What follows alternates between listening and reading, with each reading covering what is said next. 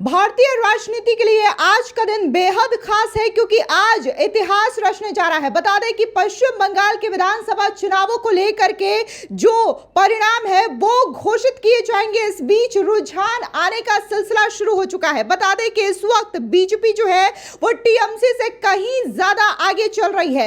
ऐसे में आपको बता दें कि जो बीजेपी है उसने पश्चिम बंगाल के विधानसभा चुनाव के लिए जो मैजिकल नंबर है यानी कि 148 का जो नंबर है उसे क्रॉस कर लिया है। और इसी के साथ ही बात अगर हम ममता बनर्जी की टीएमसी की करें तो टीएमसी जो है वो 90 पर अटक चुकी है और बीजेपी ने 150 का आंकड़ा क्रॉस कर लिया है। और इसी के साथ ही बात अगर हम पश्चिम बंगाल में जो हाई प्रोफाइल मुकाबला है यानी कि जो भवानीपुर का मुकाबला चल रहा है वो बेहद दिलचस्प है। ऐसे में एक बार फिर से बीजेपी का कद्दावर नेता शुवेंदु अधिकारी जो है वो ममता बनर्जी से आगे चल रहे हैं और ममता बनर्जी को यहां पर मात दे रहे हैं। तो कहीं ना कहीं यह बड़ा सवाल यहां पर कि क्या साल 2021 में जिस तरीके से नंदीग्राम से शुवेंदु अधिकारी ने ममता बनर्जी को करारी शिकस्त दी थी, वहां से खदेड़ा था, तो क्या ऐसा ही नतीजा एक बार फिर से देखने को मिलेगा? हमारे साथ इस वक्त जुड़ रहे हैं जमीनी पत्रकार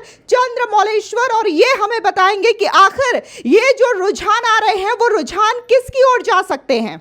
तो जिस तरीके से पश्चिम बंगाल के लोगों को बहुत बहुत बधाई कि पहली बार एक तरीके से बीजेपी का आगमन हो चुका है। जिस तरीके से दिल्ली में लगभग 28 साल का सूखा था और इस बार पश्चिम बंगाल में भगवा लहराने जा रहा है और आंकड़ा देखिए बहुमत पार कर चुकी है बीजेपी अपने दम पर। जिस शुवेंदु अधिकारी ने ममता का एक तरीके से साथ छोड़ा था, उनको नंदीग्राम में धूल चटाई थी, आज वही शुवेंदु अधिकारी उनको भवानीपुर में भी धूल चटाते हुए दिखाई दे रहे हैं।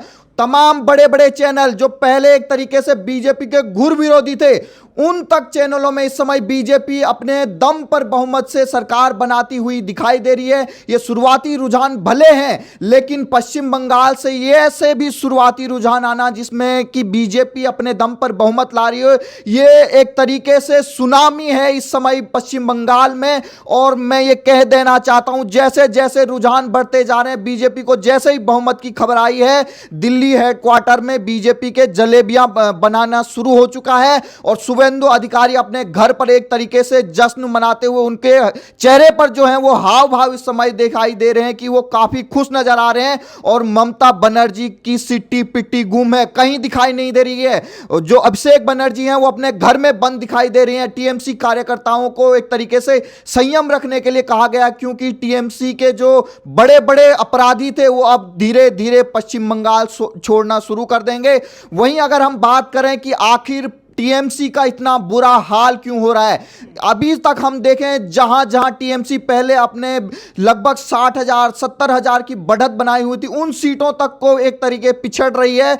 और खुद ममता बनर्जी का भवानीपुर से पिछड़ना, जो उनका गढ़ रहा है, वहां से पिछड़ना, यह दिखाई दे रहा है कि पश्चिम बंगाल में बीजेपी और जो प्रधानमंत्री मोदी ने कहा था कि सबका हिसाब लिया जाएगा, चुन चुन कर हिसाब लिया जाएगा, तो आज पश्चिम बंगाल की जनता ने चुन चुन कर हिसाब लिया है। वही अब रुझान इस समय दिखाई दे रहे हैं। अच्छा, जिस तरीके से जो मैजिकल नंबर है 148 का, रुझानों में बीजेपी ने उसे आसानी से क्रॉस कर लिया है। और बात अगर हम टीएमसी की करें तो टीएमसी इस वक्त 90 सीटों पर ही अटकी हुई है। हालांकि यह शुरुआती रुझान है लेकिन यह बीजेपी के लिए काफी ज्यादा राहत भरी खुशखबरी की बात है, जहां बीजेपी के शुवेंदु अधिकारी लगातार यह दावा कर रहे थे कि हम पश्चिम बंगाल में 180 से ज्यादा सीटों के साथ जो है प्रचंड बहुमत का आंकड़ा क्रॉस करेंगे। हालांकि इस बीच ममता बनर्जी जो है वो ओवर कॉन्फिडेंट नजर आई। उन्होंने तो यहां पर जितनी सीटें नहीं है उससे ज्यादा सीटें जीतने का दावा कर दिया। उन्होंने कह दिया कि हम 300 सीटें जीतेंगे, जबकि पश्चिम बंगाल में 294 सीटें ही है। तो आपको ऐसा नहीं लगता कि जिस तरीके से टीएमसी की जो गुंडागर्दी थी, एक समय में बड़ा बोलबाला था पश्चिम बंगाल में, लेकिन इस बार जिस तरीके से सेंट्रल फोर्सेस की तैनाती रही, चुनाव आयोग ने जिस तरीके से ताबड़तोड़ एक्शंस लिए हैं, ऐसे में जो टीएमसी के गुंडे हैं उनका खौफ लोगों के जहन में खत्म हो गया और लोग जो है बम्पर तरीके से पोलिंग बूथ के बाहर नजर आए। उन्होंने दिल खोल करके वोटिंग की है, बेखौफ होकर के वोटिंग की है। तो आपको लगता है ये जो बम्पर रिकॉर्ड तोड़ वोटिंग हमने इतिहास में पहली बार पश्चिम बंगाल में देखी है, तो ये परिवर्तन कर सकता है?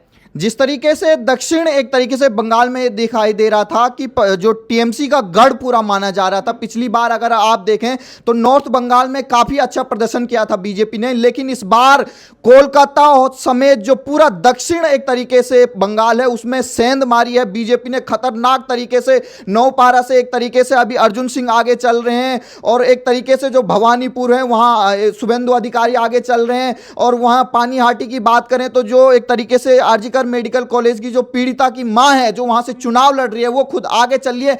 तो जो बीजेपी और प्रधानमंत्री मोदी ने जो झाड़ मुड़ी का एक तरीके से वो लास्ट में जो पूरा खेल बदला है उस झाल एक तरीके से पश्चिम बंगाल में अब एक तरीके से टीएमसी का वहां से झंडा उखाड़ फेंक दिया है पश्चिम बंगाल के लोगों ने। और जो हमारे लगातार हम एग्जिट पोल में जमीनी हकीकत आप लोगों को दिखा रहे थे वो अब सच सामने आ रही है। और जो भी बड़े बड़े चैनल जो टीएमसी की चाटुकारिता कर रहे थे, ममता बनर्जी को कह रहे थे कि घबराने की जरूरत नहीं है, ममता बनर्जी ने अपने स्टेज से कह दिया है था कि अगर टीएमसी रहेगी तो फिर मिलेंगे, टाटा बाय बाय।